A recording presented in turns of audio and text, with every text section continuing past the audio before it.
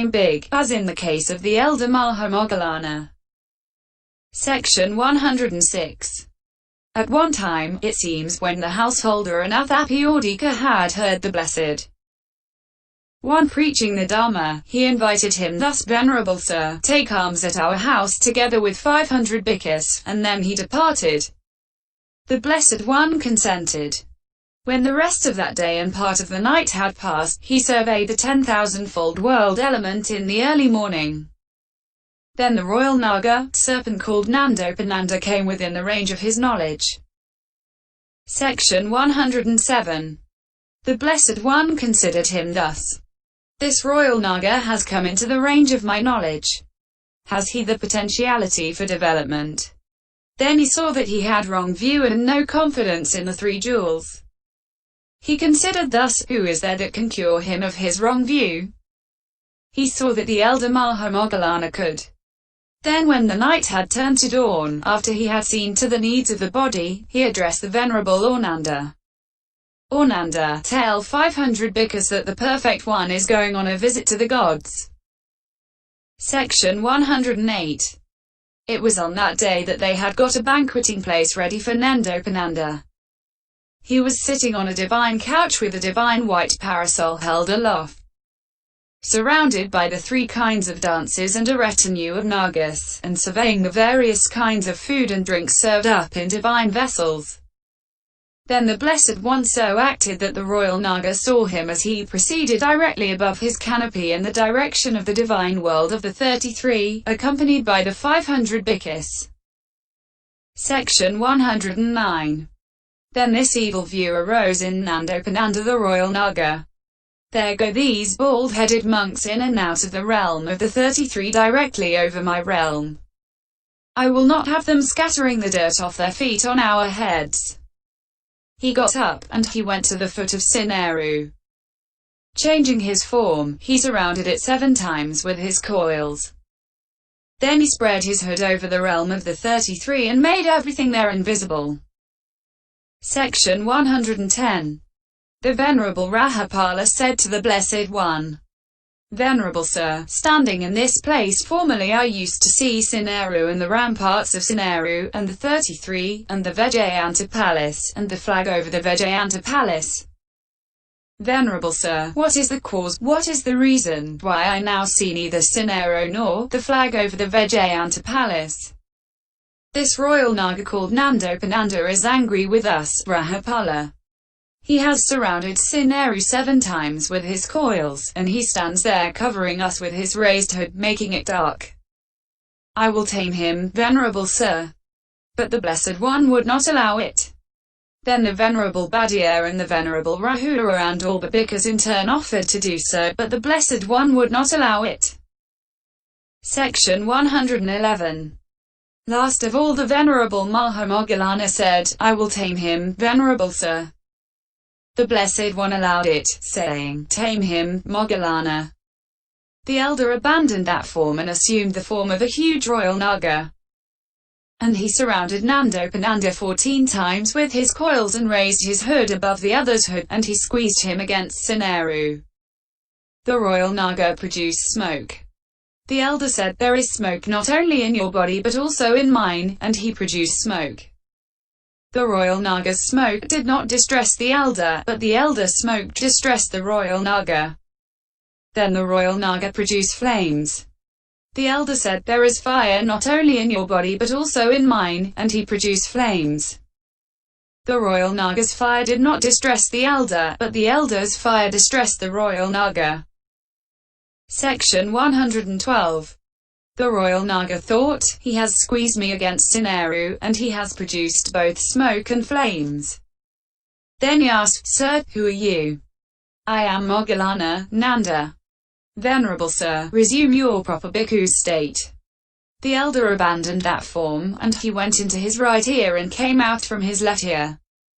Then he went into his left ear and came out from his right ear. Likewise he went into his right nostril and came out from his left nostril. Then he went into his left nostril and came out from his right nostril. Then the royal naga opened his mouth. The elder went inside it, and he walked up and down, east and west, inside his belly. Section 113. The Blessed One said, Moggallana, Moggallana, beware. This is a mighty naga. The elder said, Venerable Sir, the four roads to power have been developed by me, repeatedly practiced, they made the vehicle, they made the basis, established, consolidated, and properly undertaken. I can tame not only Nandopananda, Venerable Sir, but 100, 1,000, 100,000 royal nagas like Nandopananda. Section 114. The royal naga thought, when he went in the first place I did not see him. But now when he comes out I shall catch him between my fangs and chew him up. Then he said, Venerable Sir, come out. Do not keep troubling me by walking up and down inside my belly. The elder came out and stood outside. The royal naga recognized him, and blew a blast from his nose.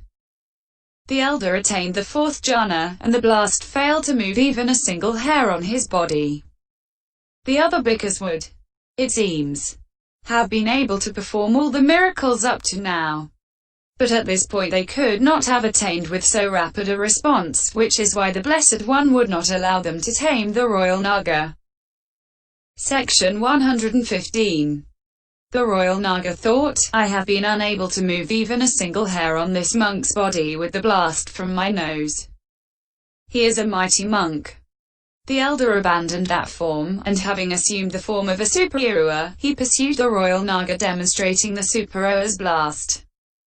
The royal naga abandoned that form, and having assumed the form of a young Brahmin, he said, Venerable Sir, I go for refuge to you, and he paid homage at the elder's feet. The elder said, the master has come, Nanda. Come, let us go to him. So having tamed the royal naga and deprived him of his poison, he went with him to the Blessed One's presence. Section 116. The royal naga paid homage to the Blessed One and said, Venerable Sir, I go for refuge to you. The Blessed One said, May you be happy, royal naga. Then he went, followed by the community of bhikkhus, to Anathapiodika's house. Anathapiodika said, Venerable Sir, why have you come so late? There was a battle between Moggallana and Nandopananda. Who won, Venerable Sir? Who was defeated? Moggallana won. Nanda was defeated. Anathapiodika said, Venerable Sir, let the Blessed One consent to my providing meals for 7 days in a single series, and to my honoring the elder for 7 days. Then for 7 days he accorded great honor to the 500 bhikkhus with the enlightened one at their head. Section 117. So it was with reference to this enlarged form created during this taming of Nandopananda that it was said, when he makes his body big, does it not then become big, as in the case of the Elder Maha Moggallana? Although this was said, the bhikkhus observed, he enlarges only what is not clung to, supported by what is clung to. And only this is correct here. Section 118. And when he has done this, he not only touches the moon and sun, but if he wishes, he makes a footstool of them and puts his feet on it, he makes a chair of them and sits on it, he makes a bed of them and lies on it, he makes a leaning plank of them and leans on it. And as one does, so do others. For even when several 100,000 bhikkhus do this and each one succeeds, still the motions of the moon and sun and their radiance remain the same. For just as when 1,000 sources are full of water and moon disks are seen in all the sources, still the moon's motion is normal and so is its radiance. And this miracle resembles that. Section 119. Even as far as the Brahma world. Having made even the Brahma world the limit, he wields bodily mastery. Herein, he wields self-mastery in the Brahma world by means of the body. The meaning of this should be understood according to the text. Here is the text. He wields bodily mastery even as far as the Brahma world. If this possessor of supernormal power, having reached mental mastery, wants to go to the Brahma world, though far, he resolves upon nearness, let it be near. It is near. Though near, he resolves upon farness, let it be far. It is far. Though many, he resolves upon few, let there be few. There are few. Though few, he resolves upon many, let there be many. There are many. With the divine eye he sees the fine material visible form of that Brahma. With the divine ear element he hears the voice of that Brahma. With the knowledge of penetration of minds he understands that Brahma's mind. If this possessor of supernormal power, having reached mental mastery, wants to go to the Brahma world with a visible body, he converts his mind to accord with his body, he resolves his mind to accord with his body. Having converted his mind to accord with his body, resolved his mind to accord with his body, he arrives at blissful, easy perception and light, quick perception, and he goes to the Brahma world with a visible body. If this possessor of supernormal power, having reached mental mastery, wants to go to the Brahma world with an invisible body, he converts his body to accord with his mind, he resolves his body to accord with his mind. Having converted his body to accord with his mind, resolved his body to accord with his mind, he arrives at blissful, easy perception and light, quick perception, and he goes to the Brahma world with an invisible body. He creates a fine material visible form before that Brahma mind made with all its limbs, lacking no faculty. If that possessor of supernormal power walks up and down, the creation walks up and down there too. If that possessor of supernormal power stands, sits, lies down, the creation lies down there too. If that possessor of supernormal power produces smoke, produces flames, preaches Dhamma, asks a question, being asked a question, answers the creation, being asked a question, answers there too. If that possessor of supernormal power stands with that Brahma, converses, enters into communication with that Brahma, the creation stands with that Brahma there too, converses, enters into communication with that Brahma there too. Whatever that possessor of supernormal power does, the creation does the same thing. Pies 2209. Section 120. Herein, though far, he resolves upon nearness. Having emerged from the basic jhana, he adverts to a far-off world of the gods or to the Brahma world, thus, let it be near. Having adverted and done the preliminary work, he attains again, and then resolves with knowledge. Let it be near. It becomes near. The same method of explanation applies to the other clauses too. Section 121. Herein, who has taken what was far and made it near? The Blessed One. For when the Blessed One was going to the divine world after the twin miracle, he made Yugandhara and Sineru near, and from the earth's surface he set one foot on Yugandhara, and then he set the other on the summit of Sineru. Section 122. Who else has done it? The Elder Maha Moggallana. For when the elder was leaving Savatthi after completing his meal, he abridged the 12-league crowd and the 30-league road to the city of Sayakasa, and he arrived at the same moment. Section 123. Furthermore, the elder Siu Samudra did it as well in Tambaparoi Island. During a time of scarcity, it seems, 700 bhikkhus came to the elder one morning. The elder thought, where can a large community of bhikkhus wander for alms? He saw nowhere at all in Tambaparoi Island, but he saw that it would be possible on the other shore at Paliputta, Patna. He got the bhikkhus to take their bowls and outer robes, and he said, "Come friends, let us go wandering for alms." Then he abridged the earth and went to Paliputta. The bhikkhus asked, "What is the city, Venerable Sir?" "It is Paliputta, friends." "Paliputta is far away, Venerable Sir." "Friends, experienced elders make what is far near." "Where is the ocean, Mahasamudra, Venerable Sir?" "Friends, did you not cross a blue stream on the way as you came?" "Yes, Venerable Sir, but the ocean is vast." "Friends, experienced elders also make what is vast small." Section 124. And the elder Tisadatta did likewise, when he had put on his upper robes after bathing in the evening, and the thought of paying homage at the great enlightenment tree arose in him. Section 125. Who has taken what was near and made it far? the Blessed One. For although Angulimala was near to the Blessed One, yet he made him far. Cm 299. Section 126. Who has made much little? The Elder Maha Moggallana. One feast day at Rajagaha, it seems there were 500 girls on their way to enjoy the festival, and they had taken mooncakes with them. They saw the Blessed One but gave him nothing. On their way back, however, they saw the elder. Thinking, he is our elder, they each took a cake and approached the elder. The elder took out his bowl and made a single bowlful of them all. The Blessed One had sat down first to await the elder. The elder brought them and gave them to the Blessed One. Section 127. In the story of the rich man Alyssa, however, JAI 348. DHPAI 372, the Elder Maha Moggallana made little much. And in the story of Kakava, the Blessed One did so. The Elder Maha Moggallana, it seems, after spending 7 days in attainment, stood at the house door of a man in poor circumstances called Kakava, in order to show favor to the poor. His wife saw the elder, and she poured into his bowl the unsalted sour gruel that she had cooked for her husband. The elder took it and placed it in the Blessed One's hand. The Blessed One resolved to make it enough for the greater community of bhikkhus. What was brought in a single bowl became enough for all.